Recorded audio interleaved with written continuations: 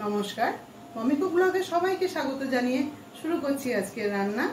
আজ একটা স্ন্যাক্সের রেসিপি নিয়ে চলে এলাম। তো দেখো, এখানে আলু নিয়েছি, এখানে 600 গ্রাম আলু আছে। আলুগুলো আমি আগে থেকে সিদ্ধ করে নিয়েছি। আলুটা সিদ্ধ করে নেওয়ার পর এবার চোকলাগুলো ছুলে নেব। এখানে 200 গ্রাম পনির নিয়েছি। আলু ও পনির দিয়ে স্ন্যাক্সটা তৈরি করব। প্রথমেই পনিরটা কেটে নিতে হবে।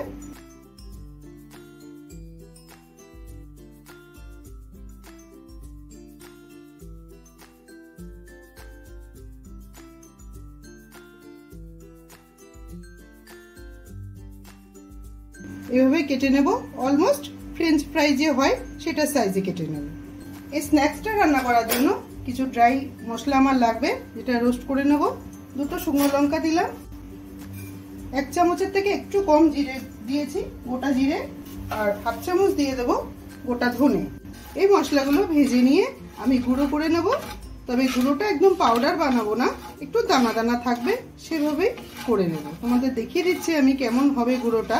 ভাজাটা হয়ে গেছে, এবার আমি গুঁড়ো করে নেব।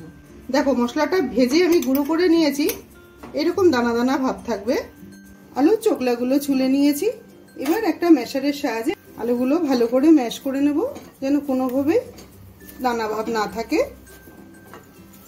খুব ভালো করে ম্যাশ করে নিলাম আমি। এবার এই আলুর মধ্যে দিয়ে দেবো 2 চামচ কর্নফ্লাওয়ার। একে একে বাকি মশলাগুলো দিয়ে দেবো। দিয়ে দেবো স্বাদ মতো নুন, 1/2 চামচ দিয়ে দেবো আজওয়াইন। ড্রাই রোস্ট করে নেওয়া মশলাটা দিয়ে দিলাম। গ্রেট করা 1/2 ইঞ্চি আদা দিয়ে দিলাম। একটা পাতিলেবুর রস দিয়ে দিলাম। 1 চামচ দেবো চাট মশলা আর ফ্রেশ ধনে পাতা একদম কুচিয়ে নিয়েছি। এবার ভালো করে মাখিয়ে নেব।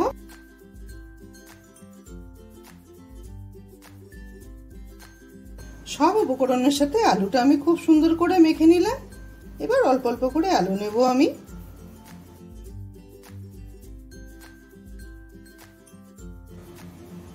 এইভাবে একটা করে পনিরের টুকরো দিয়ে এটাকে কভার করে দিতে হবে।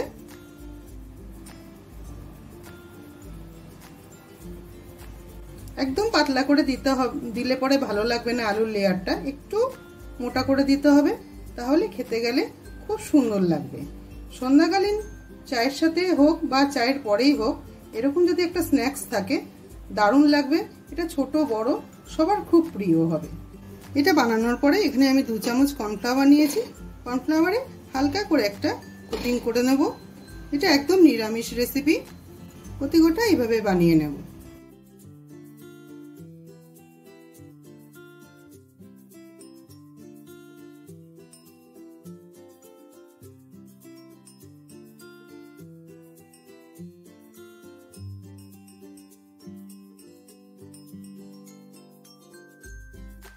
এবার একটা বাটি নিয়েছি, বাটির মধ্যে আমি 2 চামচ কর্নফ্লাওয়ার দিয়ে দেবো।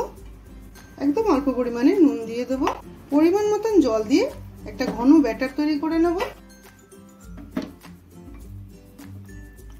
কর্নফ্লাওয়ারটা ভালো করে গুলে নিলাম।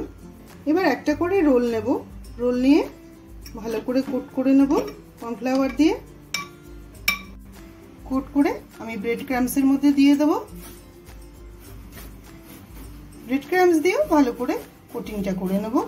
এই ব্রেড ক্রাম্বসের ভিডিও ডিসক্রিপশন বক্সে দেওয়া থাকবে, এর আগে আমি করেছি। খুবই ইজি পদ্ধতি, তোমরা দেখে নিও, তোমাদের অনেক হেল্পফুল হবে।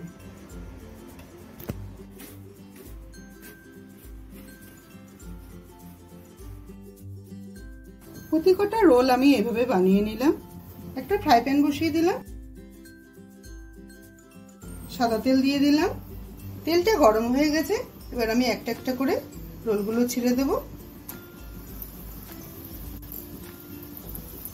এভাবে বানিয়ে তোমরা ফ্রিজেও স্টোর করে রেখে দিতে পারো, এয়ার টাইট বক্সে রেখে। যখন তোমরা খাবে তখন চট করে বানিয়ে নিতে পারবে। সন্ধ্যাকালীন স্ন্যাক্স হিসাবে এটা খুবই ভালো লাগে খেতে।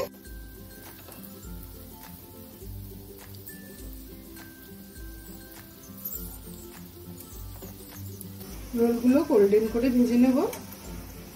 উপরে হবে একদম ক্রিস্পি, ভেতরটা হবে একদম সফট, খুবই ভালো লাগে খেতে।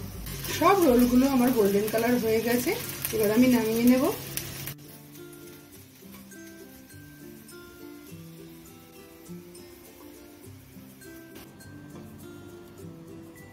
তৈরি হয়ে গেল ক্রিসপি পটেটো রোল।